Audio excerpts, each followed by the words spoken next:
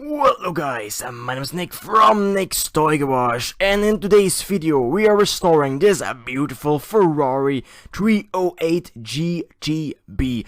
Yes, we finally have a Ferrari in the workshop. I finally made it. I'm working on Ferraris, so I can retire after this and live a happy, rich, no, not really. So, I'm back. I know it's been a while, but, oops.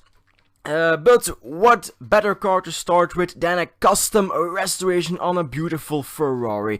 As you can see, the Ferrari logo is far gone, the paint is missing, the price tag from the charity shop is still on it, whoopsie, and the base is in a horrible greyish color that just doesn't suit the car. Spoiler alert, it's gonna be a one tone, it's gonna be only one color. If you can guess the color, please go to the comment section down below and guess it before watching the entire video, obviously. So first order of business is to drill out the rivets, one in the front and one in the back. Just like that, then search my handy dandy screwdriver, yes, it's making appearance in this video, and try to pry open the base without damaging the fragile plastic, well, in between thingamajig. It's it breaks easily. It's actually the interior with the trim on the outside and obviously the engine covers in the back.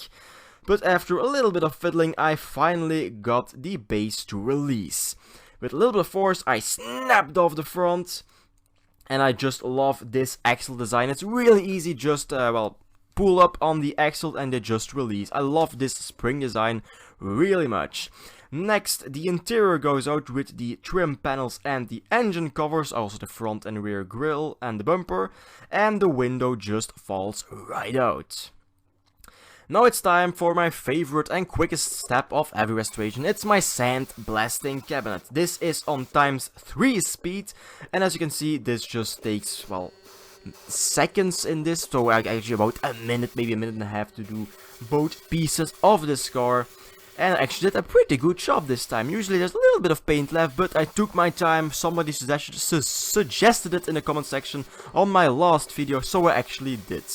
But now that I have your attention, I made a Patreon page. If you want to support the channel, go to the top right of your screen or on the description down below. Don't support if you don't have the needs to support the channel. And look at me go with the primer. I'm dancing. It's amazing. Next, the primer goes on. I can't talk. I didn't even have a drink yet. It's late, that's why. So I'm using a fine surface primer by Tamiya, doing 2 coats in total on the base and on the model itself, leaving 15 to 20 minutes to dry between coats. Then the red goes on. Again, 3 coats this time, again 15 to 20 minutes to dry between coats, and this is just the basic Tamiya red in my airbrush. I'm actually thinking about switching to spray cans because I hate how my airbrush is acting up lately. That's why I also didn't make a lot of videos lately. But if I switch to paint cans, I can for one speed up the production of this video and just deliver, I think, a lot better quality in the paint step. So at this point I'm painting, I'm doing the first layer on the base itself, making sure I get into the screw holes and into the thingajigs on the bottom, the wheel arches. That's what I was looking for. And obviously painting in the inside. If the trim ever moves, you don't see that horrible white primer. Next, it's time for some of the finer details, starting with the grills on the bonnet. Well, not really the bonnet, behind the headlights of this car.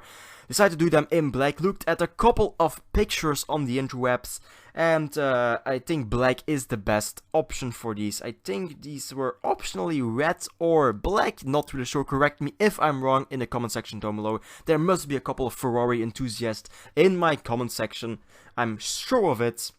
And when that is done, I take my chrome liquid marker. I know the Ferrari logo isn't chrome, but I didn't really want a yellow badge on the front of this little tiny car. If it's a big car, it looks good, but I don't want the yellow speck on this car. So then I flip over the car and I paint the underside of the engine. Also, I paint the entirety of the exhaust in this nice chrome color.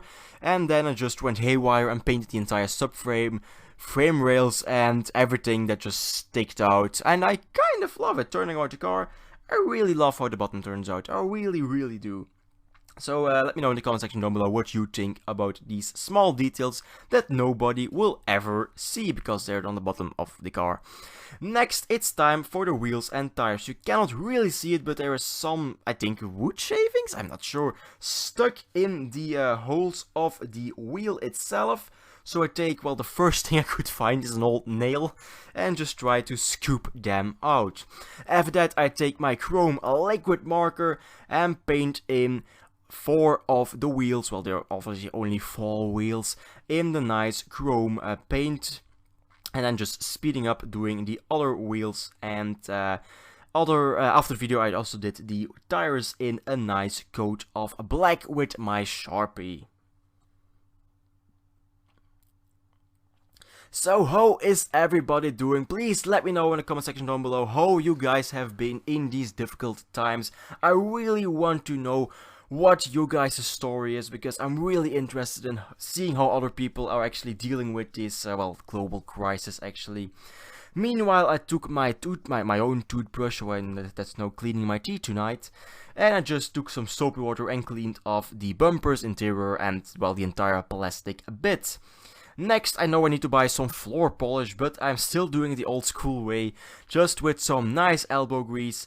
With some polish, I polish the windshield. It doesn't look perfect, but it's as good as I'm be able to get it without a nice dump of floor polish.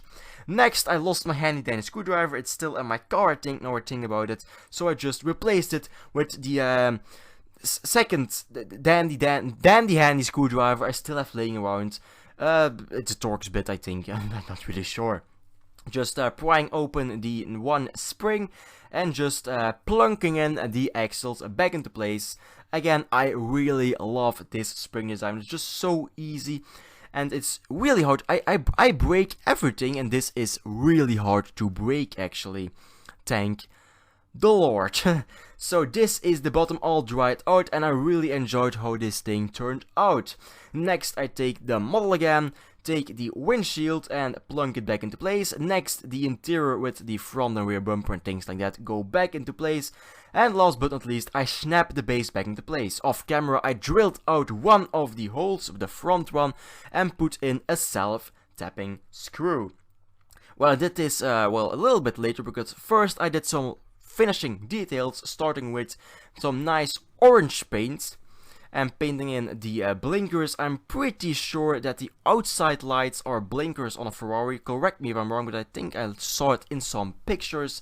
And in the front I didn't really bother with the blinkers because they would ruin my nice quarter panels. So when the both blinkers are painted in, I put my white paint in place and painted the rear license plate in white. Why? Because, well, in Belgium the license plates are white with red letters, so I kind of like this little bit of detail on my nice Ferrari.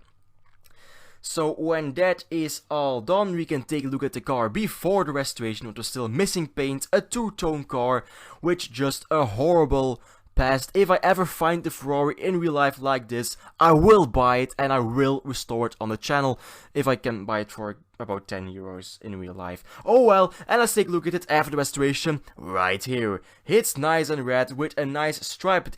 I actually just noticed this is exactly the same as my BMW M1. I just noticed it's the exact same color. This wasn't on purpose, I just realized that. But it's a Ferrari. My Ferrari needs to be red or green. So it turned out to be red. Thank you very much for watching. Hope you enjoyed the video. So please leave a like, subscribe, and like always, I really want to give a special thanks to every single one of my Patreons. Bye.